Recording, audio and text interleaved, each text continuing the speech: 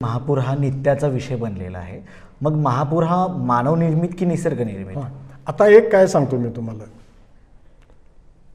सगळ्या गाळाच्या मातीनं तुमच्या नदीचे आणि ह्याचे सगळे तळ भरलेले आहेत.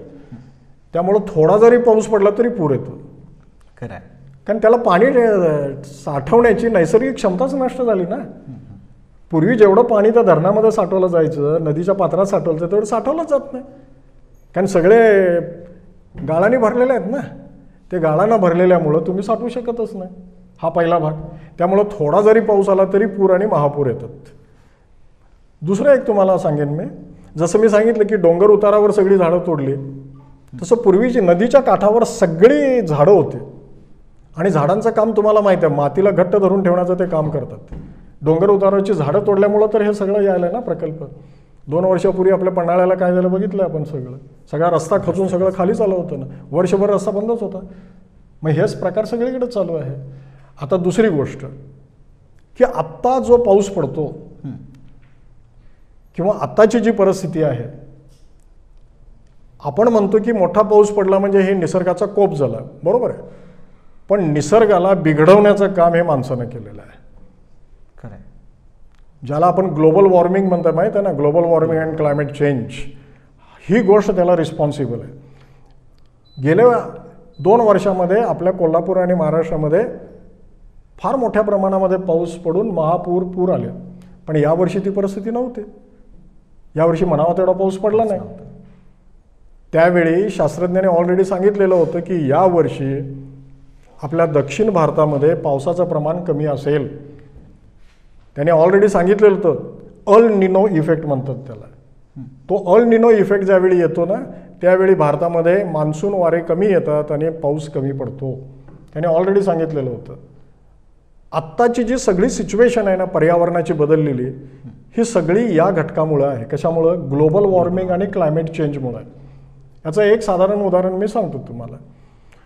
पूर्वी आपल्या पृथ्वीच्या भोवती ओझोन वायूचा दाट थर होता. त्याला सगळेजण आपण संरक्षण कवच कुंडल असं म्हणत होतो. तो जो ओझोनचा लेअर आहे ना, तो पृथ्वीपासून येणारी जी सगळी ऊर्जा आणि एनर्जी आहे त्यातली 50% एनर्जी तो अडवत होता. आणि पृथ्वीवर फक्त काय यायचं, 50% राहिलेली ऊर्जा फक्त पृथ्वीवर यायची. जे घातक त्याच्यामध्ये किरण आहेत, अल्ट्रा व्हायलट रेज, अति नील किरण, तो अडवायचा तो लेअर. आणि 50%च होते. त्यामुळे पृथ्वीचं तापमान वाढायचा काही प्रश्नच नव्हता ना. पण मधल्या काळामध्ये काय केलं, ह्या विकासामध्येच आहे सगळं हे.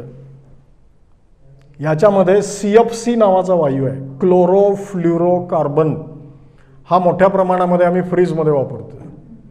हा बॉडी स्प्रेमध्ये वापरतो. जेट विमानामधून तो बाहेर पडतो. AC मधून बाहेर पडतो. सर्वात महत्त्वाचं, हा CFC वायू is responsible to destroy that ozone layer. त्यामुळं ओझोन लेअर क्षीण झाला आणि मध्ये त्याला मोठं भगदाड पडलं बघा. आणि हे सगळं एवढं मोठं भगदाड पडल्यामुळं आता सूर्यकिरणं डायरेक्टली यायला लागली आपल्याकडे पृथ्वीवर. म्हणजे अडवणूक काहीच नाही आहे. परत परावर्तित होणारी जी एनर्जी असते, पृथ्वीवरून प्रकाश पडला की तो परावर्तित होतो. तो ओझोनचा लेअर तो परावर्तित एनर्जी बाहेर सोडायचा. पण आता ती परावर्तित एनर्जी पण बाहेर जात नाही आणि जास्तीत जास्त सगळं आत यायला लागलेलं आहे. ओझोनचं लेअर नष्ट झालं. हे पहिला सर्वात महत्त्वाचं आहे. पृथ्वीचं तापमान वाढवण्यासाठी सर्वात महत्त्वाचं दुसरं जे कारण आहे, त्याचं कारण आहे ग्रीन हाऊस गॅसेस. आणि त्या इफेक्टला ग्रीन हाऊस इफेक्ट असं म्हणतात. पण तुम्ही शेतामध्ये जी ग्रीन हाऊस करताय त्याचा काहीही संबंध नाही. नाहीतर पर्यावरण शिकणारे सगळे विद्यार्थी पेपरमध्ये असंच लिहितात. त्याचा याचा काही संबंध नाही. समजून घ्या. तुम्ही कधी त्या हरितगृहामध्ये पॉलीहाऊसमध्ये आत गेलाय? बाहेरून आत गेलं की बाहेरच्या पेक्षा आत गरम वाटतं. तशी परिस्थिती आता पृथ्वीची झाली, म्हणून त्याला ग्रीन हाऊस इफेक्ट म्हणतात. पुढं काय झालं सांगतो. गेल्या 50 वर्षामध्ये म्हणजे कधी आपलं हे जे झालं ना, औद्योगिकरण वाढायला लागलं, हरित क्रांती झाली, धवल क्रांती झाली भारतामध्ये, बरोबर. आणि सगळं आंतरराष्ट्रीय मार्केटिंग चालू झाल्यानंतर हे प्रश्न निर्माण झाले. हे लक्षात घ्या. पूर्वी आंतरराष्ट्रीय मार्केटिंग एवढं होत नव्हतं ना, आता सगळं एक झालं. त्यामुळं झालंय कसं माहीत आहे का, हा सगळा त्याचा परिणाम त्याच्यावर झालेला आहे. मोठ्या प्रमाणामध्ये कारखान्यांची संख्या वाढली, मान्य असेल तुम्हाला. हो. इंडस्ट्रीज मोठ्या प्रमाणामध्ये वाढल्या. सर्वात महत्त्वाचं म्हणजे वाहनांची संख्या अलीकडच्या या 15-20 वर्षात जास्त वाढलेली आहे. अहो, माणसापेक्षा गाड्या जास्त आहेत. ह्या सगळ्या इंडस्ट्रीजमध्ये गाड्यामध्ये काय वापरतं इंधन म्हणून? पेट्रोल आणि डिझेलच वापरते ना. मग त्या पेट्रोल आणि डिझेलचं ज्वलन झाल्यानंतर त्याच्यामधून बाहेर पडणारा जो कार्बन डायऑक्साईड आहे तो सगळ्यात घातक आहे. प्राणी, माणूस, वनस्पती, वृक्ष सगळेजण उच्छ्वासावाटे कार्बन डायऑक्साईड बाहेर टाकतात, ऑक्सिजन आत घेतात. हे माहिती आहे सगळं. इथं सुद्धा तुमची वाहनं, सगळे कारखाने पेट्रोल डिझेलचा वापर करतात, दगडी कोळशाचा वापर करतात, मान्य आहे. मोठ्या प्रमाणामध्ये लाकडाचा वापर करतात. इचलकरंजीला जाऊन बघा, तिथं काय आहे, तिथले सगळे सायझिंग आणि हे सगळे जे आहे ना, तिथं आजही लाकूडच वापरतात. मोठमोठे साखर कारखाने तिथं सुद्धा तेच वापरतात अनेक ठिकाणी. आत्ता काय झालं माहिती आहे की कार्बन डायऑक्साईडचं प्रमाण वाढलेलं आहे, त्यामुळे जनजागृती थोडीफार झालेली आहे. म्हणून सरकार काय म्हणते, आता पेट्रोल डिझेलवर वाढणाऱ्या गाड्या वापरू नका, इलेक्ट्रिकवर चालणाऱ्या गाड्या घ्या. म्हणून त्याचं मार्केटिंग कसं चाललंय तुम्हाला माहीत आहे. पण तुमच्यापैकी कुणाला माहीत आहे? त्या गाड्यांसाठी किंवा आम्हाला लागणारे जे जादा आता इलेक्ट्रिसिटी लागणार आहे ती कशापासून तयार करतात माहीत आहे? दगडी कोळसा जाळून करतात. मग तेवढाच कार्बन डायऑक्साईड बाहेर पडतो ना. म्हणजे फसवाफसवी आहे, मार्केटिंगचा हा फंडा आहे. त्यामुळं बारकाईनं विचार करणं गरजेचं आहे. आता या सगळ्या गाड्यांमधून कार्बन डायऑक्साईड बाहेर पडतो, मान्य आहे. औद्योगिकरणामधून बाहेर पडतो, आपल्या सगळ्या ॲक्टिव्हिटीजमधून बाहेर पडतो. मी पुढं काय म्हणतो ते फार महत्त्वाचं आहे. पूर्वीपेक्षा कार्बन डायऑक्साईडचं प्रमाण हे पूर्वीपेक्षा 36% वाढलेलं आहे. आणि हा एकटा कार्बन डायऑक्साईड ग्लोबल वॉर्मिंग वाढवण्यासाठी 72% जबाबदार आहे. जस्ट इमॅजिन, एकटा कार्बन डायऑक्साईड पृथ्वीचं तापमान वाढायला 72% जबाबदार आहे. आणि तो आज अखेर 34 ते 36% वाढलेला आहे आणि तो वाढतच चाललेला आहे. तुम्हाला ग्लोबल वॉर्मिंग जर कमी करायचं असेल तर पहिलं काम करायला पाहिजे की कार्बन डायऑक्साईड इमिशन 0 लेवलला आणलं पाहिजे. त्याच्यासाठी अनेक आंतरराष्ट्रीय हे झाले माहीत आहेत तुम्हाला, सगळ्यांना वाचलंय तुम्ही सगळ्यांनी. सगळे राष्ट्र एकत्र आलेले आहेत, पण कोणीही सहमत झालेलं नाही, कुठेही एकमत झालेलं नाही. सर्वात जास्त कार्बन डायऑक्साईड अमेरिका सोडतं, त्यानंतर चीनचा नंबर आहे, त्याच्यानंतर सगळे युरोपियन कंट्रीज आहेत आणि 4था नंबर आपला आहे. एवढ्या मोठ्या प्रमाणामध्ये कार्बन डायऑक्साईड सोडणारे हे पहिले 4 देश सर्वात रिस्पॉन्सिबल आहेत. मालदीव नावाचा देश ऐकला असेल आपण, एवढासा लहानसा देश आहे. हा देश कार्बन डायऑक्साईड काय जास्त सोडत नाही, पण समुद्राच्या पाण्याच्या वाढत्या पातळीमध्ये बुडणारा, पहिल्यांदा पाण्यात जाणारा देश आहे तो. म्हणून त्या देशानं सगळ्या जगाचं लक्ष आपल्याकडे वेधावं याच्यासाठी त्यांनी संसदेची मीटिंग समुद्राच्या तळामध्ये घेतली. कारण तो पहिला देश आहे जगातला की जो पाण्यात बुडणार आहे पूर्णपणे. आता 1/3 बुडालेलं आहे, तीच पाळी भारताची आहे. त्यामुळं कसं काय करणार तुम्ही, हा सर्वात मोठा प्रश्न आहे. त्यामुळं कार्बन डायऑक्साईड इमिशन कमी केलं पाहिजे. पण अमेरिका ऐकायला तयार नाही, चीन ऐकतच नाही. कारण अमेरिकेसारखा देश हा काय आहे, विकसित देश आहे. त्याने सुरुवातीला भरपूर कार्बन डायऑक्साईड सोडला, अजूनही सोडतो, पण आज एक त्याचा दबाव आहे ना, त्यामुळं तो ऐकायला तयार नाही. आपल्या पंतप्रधानांनी काय सांगितलं ते पण ऐकलंय तुम्ही. आपले पंतप्रधान म्हणतात की 2070 भारत कार्बन डायऑक्साईड इमिशनमध्ये 0 लेवलला येईल. किती वर्ष आहेत बघा, तोपर्यंत काय होणार आहे मलाही माहीत नाही. फक्त युरोपियन कंट्रीज ज्या आहेत त्या युरोपियन कंट्रीजनं मात्र कार्बन डायऑक्साईड इमिशन आता कमी करत आणलेलं आहे, त्यांचं कौतुक करायला पाहिजे. पण चीन, भारत, अमेरिका, बाकी कोणीही राष्ट्रांनी केलेलं नाही. मग हे कार्बन डायऑक्साईड असा जर वाढत गेला तर काहीच करू शकणार नाही तुम्ही. दुसरा एक महत्त्वाचा वायू लक्षात घ्या, मिथेन. नाव ऐकलेलं आहे तुम्ही. हा मिथेन कशातून बाहेर पडतो माहिती आहे? कचरा कुजताना बाहेर पडतो. तुम्ही लोक मुद्दाम एकदा त्या डम्पिंग ग्राउंडला भेट देऊन या. कसबा बावड्याला डम्पिंग ग्राउंड माहीत आहे? सगळा कचरा इथनं नेतात आणि तिथं टाकतात. जाऊन या, बघा काय आहे परिस्थिती. फार वाईट स्थिती आहे. अहो, पूर्वी नुसतं ढीग होतं, त्या ढिगाचा डोंगर झाला आहे, डोंगरचे पर्वत झालेत, आता पर्वतचे महापर्वत झालाय तिथं. आणि तुम्ही कधी पण जा त्याच्यातनं कायम धूर येत असतो, कायम पेटलेलाच असतो, कारण त्याच्यातून मिथेन बाहेर पडतो. आणि या मिथेन गोळा करून तुम्ही बायोगॅस करू शकता तयार, पण एवढ्याच करण्याची आमच्याकडे क्षमताच नाही आहे. त्यामुळं सर्वात जास्त मिथेन हा कचरा कुजताना बाहेर पडतो, भाताच्या शेतीमधून बाहेर पडतो. तुम्ही जी जनावरं पाळताय ना ती रवंथ करतात माहीत आहे ना, त्या रवंथ करताना तो हे बाहेर पडतो त्याच्यामधून, बॅक्टेरियांच्या प्रक्रियेमधून बाहेर पडतो, भाताच्या शेतीमधून बाहेर पडतो. पण हे सगळं भात शेती कमी करू शकणार नाही ना आपण, पण कार्बन डायऑक्साईड कमी करू शकेल ना आपण. कचऱ्याचा प्रश्न आपण मार्गी लावू शकतो ना, पण ते आम्ही करतच नाही आहे. हा जो हे आहे ना मिथेन, हा पूर्वीपेक्षा 154% वाढलेला आहे. जस्ट टू इमॅजिन ना, कारण माणसांची संख्या वाढली, कचरा वाढला, बरोबर आहे की नाही. तुम्हाला माहीत नसेल म्हणून सांगतोय, प्रत्येक माणूस रोज कमीत कमी 300 ग्रॅम कचरा तयार करतो. तुम्ही सुद्धा, मी सुद्धा. तुमचे जेवढं वय आहे ना त्याचे किती दिवस काढले बघा, आणि त्याला 300 ग्रॅमनं गुणा, म्हणजे किती कचरा आजपर्यंत केला तुम्हाला गणित लक्षात येईल. कोण विचार केलाय? मग या मिथेनचं प्रमाण जर शेणखतातनं बाहेर येतो, सगळ्या ह्याच्यातनं बाहेर येत होतं, शेणामधूनही कुसताना बाहेर पडतो सगळा. तर हा सगळा जो मिथेन आहे ना, हा मिथेन पूर्वीपेक्षा 154% वाढलेला आहे. आणि ग्लोबल वॉर्मिंग वाढवण्यासाठी तो 18% जबाबदार आहे. मग मगाशी किती सांगितलं? कार्बन डायऑक्साईड 72%, आणि हा किती? 18%. हे दोन गॅसेस सर्वात महत्त्वाचे आहेत. त्यानंतरचा दुसरा तिसरा गॅस आहे नायट्रस ऑक्साईड. हा नायट्रस ऑक्साईडसुद्धा पेट्रोल आणि डिझेलच्या ज्वलनामधून बाहेर पडतो. पण पहिले दोन सांगितलेले सर्वात महत्त्वाचे आहेत. आता पुढं काय झालंय पहा, हे सगळे गॅसेस जे तयार केले आम्ही जे ज्वलनामधून, बरोबर आहे, ज्या धुरामधून सगळे केले. अहो शेतकरी काय करतो दाखवा ना मला. ऊस फॅक्टरीला गेल्यावर काय करतो आपण? फळ सगळं जाळून टाकतो, बरोबर आहे. मार्च महिना संपला की सगळ्या डोंगर उतारावर असलेल्या गवताला आणि जंगलाला आम्ही आग लावतो. का म्हणे? तर पुढच्या वर्षी चांगलं गवत आलं पाहिजे. मग हा तयार होणारा धूर किती धूर करत असेल कार्बन डायऑक्साईड, कल्पना करा ना. 2 वर्षापूर्वी तुम्ही ऐकलं असेल, ॲमेझॉनचं खोरं, ब्राझील देशातलं, हे साहित्य मागवणारं ॲमेझॉन नव्हे, हां, त्या ॲमेझॉन खोऱ्यामध्ये जगातलं 1 नंबरचं जंगल आहे, आणि त्याला सगळ्याला आग लावली होती, आणि 2 महिने ते जंगल पेटत होतं. 2 महिने काय धूर झाला असेल कल्पना करा.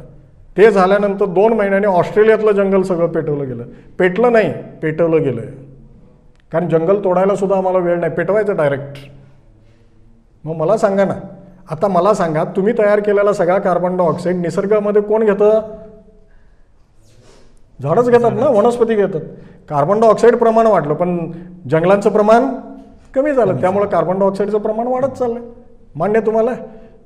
म्हणजे हवा शुद्ध करायची असेल तर आम्हाला झाडं जास्तीत जास्त लावली पाहिजेत, जंगलं टिकवली पाहिजेत. मी तरी काय म्हणतो ऐका, झाडं लावण्यापेक्षा झाडं टिकवली पाहिजेत. तुम्ही 100 वर्षाचं झाड तोडताना एवढंसं रोप लावताय, का उपयोग आहे का त्याचा? ते तेवढं मोठं व्हायला किती वर्ष लागतील? मला लोक अनेक वेळा प्रश्न विचारतात, सर तुम्ही किती झाडं लावली? मी प्रामाणिकपणे सांगतोय, मी झाडं फार लावलेली नाहीत, पण मी लाखो झाडं वाचवलेली आहेत. हे मी अभिमानानं सांगतो, कारण झाडं टिकवणं जास्त गरजेचं आहे. तुम्ही एखादं मोठं झाड तोडा आणि 2 लावा, तेवढं कॉम्पेन्सेशन होणार नाही ना. त्यामुळं ते एक लक्षात घेणं आपल्याला गरजेचं आहे. आता दुसरं मी सांगितलं ना, हे कार्बन डायऑक्साईड आणि मिथेन हे वजनानं हलके आहेत. त्याचा पृथ्वीच्या भोवती एक मोठा थर तयार झालेला आहे. ओझोनचा थर नष्ट झाला आहे, आणि नको असलेला थर आम्ही तयार केलेला आहे. लक्षात येतं तुम्हाला सगळ्यांना? आणि त्याचा दाट थर आता पृथ्वीच्या भोवती तयार झालेला आहे. ओझोनचं थर जो काम करतो, बरोबर त्याच्या उलटं काम ते करतं. तो सूर्याची मॅक्झिमम एनर्जी ॲब्झॉर्ब करतो बघा, आणि सगळी पृथ्वीवर पाठवतो, आणि पृथ्वीवरनं परावर्तित होणारी एनर्जी अडवतो. त्यामुळं आपल्या पृथ्वीची परिस्थिती ही ग्रीन हाऊस सारखी झाली, म्हणून त्या इफेक्टला ग्रीन हाऊस इफेक्ट म्हणायचं. लक्षात आलं सगळं ना? एक साधं उदाहरण देतो, म्हणजे मला त्या ग्रीन हाऊसपेक्षा तुम्हाला लक्षात येईल. आपल्याकडची 4 चाकी गाडी, कार, भर उन्हामध्ये तापू द्यायची, दरवाजे खिडक्या सगळ्या बंद करायच्या, उन्हाळ्यामध्ये चांगली तापू द्यायची अगदी, आणि 2 वाजता आपण त्याचं दार उघडायचं, खिडकी न बंद उघडता आत जाऊन बसायचं, आणि परत दार लावून घ्यायचं. काय झालं सांगायची गरज नाही. पृथ्वीची स्थिती आज अशी आहे. हे जे ग्लोबल वॉर्मिंग इफेक्ट तसा आहे. आता दुसरा एक तोटा काय आहे बघा, ग्लोबल वॉर्मिंग वाढलं, हे सगळं झालं, आज जगणं कठीण झालेलं आहे, आणि त्याच्यामुळं हवामानामध्ये मोठ्या प्रमाणामध्ये बदल होत चाललेले आहेत. क्लायमेट चेंज म्हणजे तो आहे. सगळे चेंजेस झाले ना आता. त्याचा पर्जन्यमानावर आता अतिरेक परिणाम व्हायला लागला. मगाशी मी अल निनो इफेक्ट सांगितले, ते इफेक्ट व्हायला लागलेले आहेत. सर्वात महत्त्वाचं म्हणजे त्याच्यामधून अल्ट्राव्हायोलेट रेज आता आत आलेले आहेत आणि ते सगळे अल्ट्राव्हायोलेट रेज प्राण्यांच्यावर, वनस्पतींच्यावर, माणसावर पडले की त्याला कॅन्सर होतो. त्यामुळं भारतामध्ये नव्हे सगळ्या जगमध्ये स्किन कॅन्सरचं प्रमाण वाढलेलं आहे. म्हणजे हे सगळं असं आहे, सगळं नुकसानीचं चाललेलं आहे आमचं. आणि या ग्लोबल वॉर्मिंगमुळे तर अनेक प्रश्न निर्माण झाले आहेत. आता ग्लोबल वॉर्मिंगमुळं सर्वात महत्त्वाचं काय झालेलं आहे ते मी सांगतो, ऐका, बाकीचं तुम्हाला माहीत होईल नंतर. या ग्लोबल वॉर्मिंगमुळं, वाढत्या तापमानवाढीमुळं वातावरणामध्ये कमी दाबाचे पट्टे तयार होतात आणि ते कमी दाबाचे पट्टे तयार झालं की त्याचं रूपांतर वादळामध्ये, चक्रीवादळामध्ये होतं. माहीत आहे तुम्हाला. पूर्वी कधीतरी 2-4 वर्षातून एखादं चक्रीवादळ यायचं. आता एका महिन्यामध्ये 4-4 चक्रीवादळं येतात, अगदी आपल्या भारतामध्ये सुद्धा. त्यामुळं ढगफुटीसारखा पाऊस पडतो. पूर्वी ढगफुटीसारखा पाऊस हा फक्त हिमाचल प्रदेश आणि तिकडं पडायचा, आपल्याकडे पडत नव्हता. परवा अनेक ठिकाणी बघितलं, नुसत्या 2 तासात 200 मिलीमीटर पाऊस पडला. कल्पना करा नुसतं कसं काय जगणार आहे. मग कमी दाबाचे पट्टे तयार झाले की नाही, तर मग वादळं झाली, त्याचं प्रमाण जास्त वाढलं. त्यामुळं अवकाळी पावसाचं प्रमाण वाढलेलं आहे. नको त्यावेळी जर पाऊस पडायला लागला तर तो कंट्रोल करणं अवघड आहे. आणि सर्वात महत्त्वाचं नुकसान जे होतं ते आपलं वित्तहानी तर होते, पण नुकसान होतं ते सगळं शेतीचं होतं. आता यावर्षी पाऊस नाही म्हणून नुकसान आहे, पूर्वी 2 वर्ष पाऊस जास्त पडला म्हणून नुकसान आहे. हे माणसाच्या कधी लक्षात आलं ते पण सांगतो. मधल्या काळामध्ये साध्या डोळ्यानं सुद्धा न दिसणारा एक सूक्ष्म जीव कोरोना, त्यानं सगळ्या जगाला वेठीला धरलं होतं ना. सगळं जग बंद होतं, पण त्याची गंमत अशी आहे की त्या कोरोनानं फक्त माणसाला वेठीला धरलं, प्राण्याला इन्फेक्शन झालं नाही. बघा निसर्ग कसा आहे. कुठल्या वनस्पतीला इन्फेक्शन झालं नाही, फक्त आणि फक्त माणसाला झालं. आणि 2 वर्ष माणूस कडी घालून आत बसला. त्यावेळी जयपूरवरून, राजस्थान जयपूरवरून हिमालय स्पष्ट दिसत होता, एवढी हवा क्लिअर झाली. सगळ्या नद्या स्वच्छ झाल्या. हवा एवढी स्वच्छ झाली की त्याच्यात धुळीकणच नव्हते, कारण तुमचे सगळे उद्योगधंदेच बंद पडले होते ना. बरोबर आहे का. ट्रान्सपोर्ट बंद झाला होता, कारखाने बंद पडले होते. आणि सर्वात महत्त्वाचं म्हणजे पृथ्वीचं व्हायब्रेशन जे आहे ना, पृथ्वीसुद्धा थरथरते. मान्य करणार नाही तुम्ही, कारण आमच्याकडे एवढे उद्योगधंदे चाललेले आहेत ना, पृथ्वीसुद्धा कंप पावते. त्या पृथ्वीचं कंपनसुद्धा बंद झालं. कशामुळं? माणसाच्या सगळ्या ॲक्टिव्हिटीज बंद झाल्या ना. तेव्हा माणसाला कळालं होतं की जे काही निसर्गामधलं, पर्यावरणामधलं नुकसान आहे, प्रदूषण आहे, हे फक्त आणि फक्त माणसामुळे आहे. मग आणि काय आता शिकवायचं? हे दाखवून दिलं ना निसर्गानं, तुम्हीच जबाबदार आहे, आता तुम्हीच काय ते करा म्हणून. माणसाला ते लक्षात आलं. मला तरी असं वाटलं तर की माणूस शाना होईल आणि हे सगळं बंद होईल, पण करोनामुक्त झालं. आणि परत मराठीमध्ये म्हणतात तसं, ए रे माझ्या मागल्या, परत तेच झालं. बरोबर आहे का माझं म्हण? सगळ्या नदीतलं पाणी स्वच्छ झालं, सगळं व्यवस्थित होतं. अगदी रस्त्यातून वन्य प्राणी फिरायला लागले, माणूस आत, प्राणी सगळे बाहेर. असं चित्र पाहिजे खरं म्हणजे. सर अगदीच या सगळ्यांमध्ये तुम्ही सांगितले की जागतिक तापमानवाढ असेल, म्हणजे वृक्षतोड होते, त्याचं पुन्हा जागतिक तापमान वाढ होते, त्याचे काही स्थानिक परिणामसुद्धा होते, वित्तहानी, जीवितहानी वगैरे, ह्या सगळ्या गोष्टी झाल्या. मग आता हा शेवटचा प्रश्न की याची जबाबदारी नेमकी कुणाची? जबाबदारी सगळी आपली आहे, माणसाची आहे. माणसाची म्हणण्यापेक्षा प्रत्येक व्यक्तीची आहे. पण आपल्या भारतामध्ये एक प्रकार वेगळा आहे की काय झालं की ते सगळं शासनावर आणि ह्यांच्यावर ढकललं. तसं करू नये खरं म्हणजे. प्रत्येकाने माझ्याकडून जास्तीत जास्त कार्बन डायऑक्साईड बाहेर पडणार नाही याची काळजी घ्या, है ना. पाण्याचा वापर मी गैरवापर करणार नाही असं करा. माझ्या अवतीभोवती असणारी मी झाडं तोडणार नाही. प्रत्येकाने एक झाड लावून ते आयुष्यभर तुम्ही मरेपर्यंत टिकवण्याची शपथ घ्या, जगवा. होऊ शकेल ना. हे सगळं खरं म्हणजे आपल्या हातात आहे. प्रत्येकानं जर याच्याकडे लक्ष देऊन वागायचा प्रयत्न केला तर मला वाटतंय सगळं शक्य आहे. अशक्य काहीच नाही आहे. आणि एक गोष्ट आता सगळ्यांना स्पष्टपणे कळालेली आहे की जो काही हवामानातला बदल आहे, जे काही आता निसर्गाचा कोप होतो आहे, याच्यासाठी फक्त आणि फक्त माणूसच जबाबदार आहे. आपल्या गरजा आणि अपेक्षा कमीत कमी ठेवा. जंगलतोड होणार नाही याची काळजी घ्या, वृक्षतोड होणार नाही याची काळजी घ्या. तुम्हाला माहिती आहे सगळं, जो कार्बन डायऑक्साईड तुम्ही आम्ही बाहेर टाकतो ना, ती सगळी झाडांच्याकडून घेतलं जातं. सगळ्या जंगलांच्या मध्ये असणाऱ्या वनस्पती सगळ्यांकडून घेतला जातो. ते काय करतं माहीत आहे तुम्हाला? प्रकाश संश्लेषण शिकलेलं आहे तुम्ही.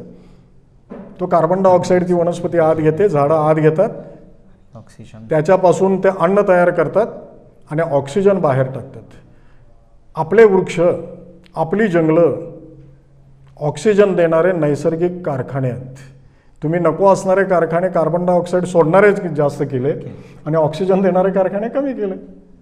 त्यामुळं आपल्याला जर सुखासमाधानानं जगायचं जर असेल, कारण आता बघितलं तुम्ही, हे सगळ्या नैसर्गिक आपत्ती ज्या आहेत त्या सगळ्या मानवनिर्मित आहे, लक्षात आलं, आणि त्याला माणूस जबाबदार आहे. त्यामुळं या येणार नाहीच आपत्ती, याच्यासाठी आपल्याला सर्वांना प्रयत्न करावा लागेल. तरच मला वाटतं आपण भविष्य काळामध्ये सुखानं जगू शकेल. एक गोष्ट, माझ्यासारख्या अनेक शास्त्रज्ञांनी ऑलरेडी सांगितलेलं आहे की 2100 सालानंतर माणूस नावाचा प्राणी पृथ्वीवर राहील शिल्लक, याची शक्यता कमी आहे. कारण परिस्थिती एवढी बदलणार आहे की आपल्याला जगणं कठीण होणार आहे. आपल्या हातात फक्त 7 वर्ष आहेत. या 7 वर्षामध्ये सगळ्या जगाने कार्बन डायऑक्साईड उत्सर्जन जर कमी केलं नाही, ग्रीन हाऊस गॅसेस निर्मिती कमी केली नाही, तर जगणं कठीण होणार आहे. उष्णतामान एवढं वाढेल की तुम्ही घराच्या बाहेर पडू शकणार नाही, मजूर उन्हामध्ये काम करू शकणार नाहीत, शेतकरी शेतामध्ये जाऊ शकणार नाही. मग जगणार कसं? एवढी वाईट परिस्थिती येणार आहे. आणि अगदी नामवंत शास्त्रज्ञांनी ऑलरेडी हे सांगितलेलं आहे. सर्वात मोठा धोका काय माहिती आहे का? या ग्लोबल वॉर्मिंगमुळं पृथ्वीच्या ध्रुव प्रदेशावर सगळा बर्फ जो आहे तो अर्धा वितळून संपलेला आहे. काय म्हणतो बघा, अर्धा वितळून संपलेला आहे. वितळतोय असं नाही, अर्धा संपलेला आहे. आणि तो एवढ्या वेगानं वितळत चाललेला आहे ना, पुढच्या काही वर्षामध्ये बर्फ, या 7 वर्षामध्ये पूर्णपणे बर्फ वितळून जाईल. हिमनग राहणार नाहीत. आणि हे सगळं जे पाणी आहे ना, हे सगळं नद्यामधून समुद्राला येऊन समुद्राच्या पाण्याची पातळी वाढत चाललेली आहे.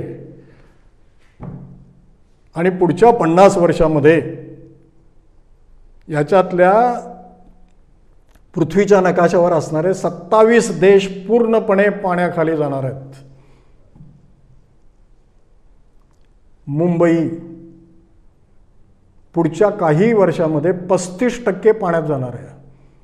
बाजूला असणारा श्रीलंका आणि बांगलादेश पूर्ण पाण्याखाली बुडणार आहेत. त्यावेळी ते लोक कुठं जातील कल्पना करायचे, सगळे भारतातच येणार. आपल्याकडे भारतामध्ये आपल्याला राहायला जागा नाही, त्यांना घेऊन काय कसं जगणार आहे माहीत नाही मला. तुमच्यापेक्षा सुद्धा, माझ्यापेक्षा, मला काय फारशी काळजी वाटत नाही, मी वयस्कर आहे तर. पण माझ्या नातवंडांच्याकडे बघितल्यानंतर खरंच रडू येतं मला. कसे जगणार आहेत ते? जगू शकणार नाहीत. क्लायमेट चेंज एवढ्या वेगानं होतात की एकदा जोरात पाऊस पडतो, एकदम थंडी वाजते, ती मुलं आणि म्हातारी माणसं कायम आजारीच पडतात. हो, मग त्यांना वाचवणार कसं तुम्ही? फार वाईट परिस्थिती आहे. आता राहायला जमीनच नाही तर कुठं राहणार तुम्ही?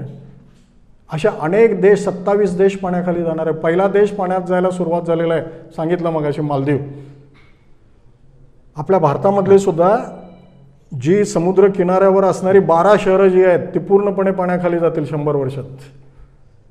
आम्ही पूर्वी सांगायचं तर लोकांना काहीतरी सांगतात असं वाटायचं. आता सुरू झाले तरी अजून मनावर घेतलेलं नाही.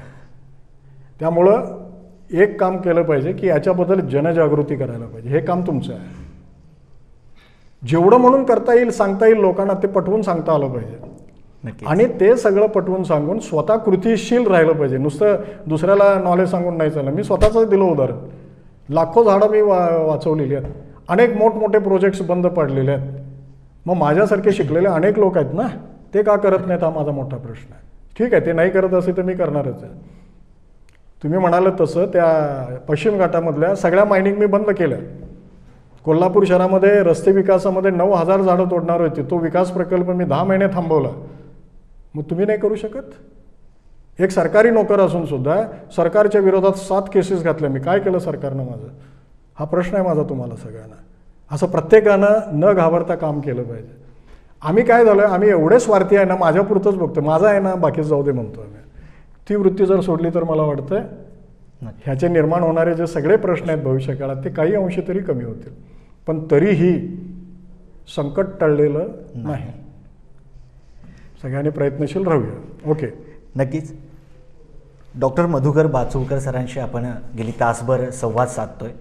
या संवादामध्ये अनेक गोष्टींचं त्यांनी विवेचन केलं, चिंतन केलं. अनेक प्रश्न किती गंभीर आहेत याची पूर्ण जाणीव करून दिली. आम्ही येणाऱ्या पिढ्यांसाठी आमची जंगलं कशी देणार आहोत, आम्ही आमच्या ऑक्सिजनचा कारखाना म्हणजेच जंगल आहे आणि ही जंगलं बेचिराख व्हायला लागलेत, त्याचं रक्षण नेमकं कशा पद्धतीने करणार आहोत. जगाला, निसर्गाला आग लागलेली आहे, सृष्टी पेटत चाललेली आहे. अशावेळी मानवाची भूमिका विसरून चालणार नाही. आता निसर्गाचं जे होणारा ऱ्हास आहे, पर्यावरणाचा होणारा ऱ्हास आहे, त्याची ती जबाबदारी ही तुमची आमची आहे आणि यासाठी सर्वांनीच प्रयत्नशील राहणं काळाची गरज आहे. मला वाटतं आता ही चूक दुरुस्त करण्याची वेळ आलेली आहे आणि त्याच्यासाठी आमच्या सुन लो बात या कार्यक्रमाच्या माध्यमातून आपण सगळ्यांनी एक शपथ घेऊया की यानंतर आपण पर्यावरणाला हानी पोहोचणार नाही याची कृत्य कमीत कमी करू आणि अगदीच पर्यावरणाचं, सृष्टीचं रक्षण करू. डॉक्टर साहेब, आपण या ठिकाणी आलात, आमच्याशी संवाद साधलात, आमच्या प्रेक्षकांशी संवाद साधलात आणि अनेक प्रश्नाची उत्तरं दिलीत. या सर्व गोष्टींबद्दल आम्ही आपलं मनपूर्वक धन्यवाद देतो.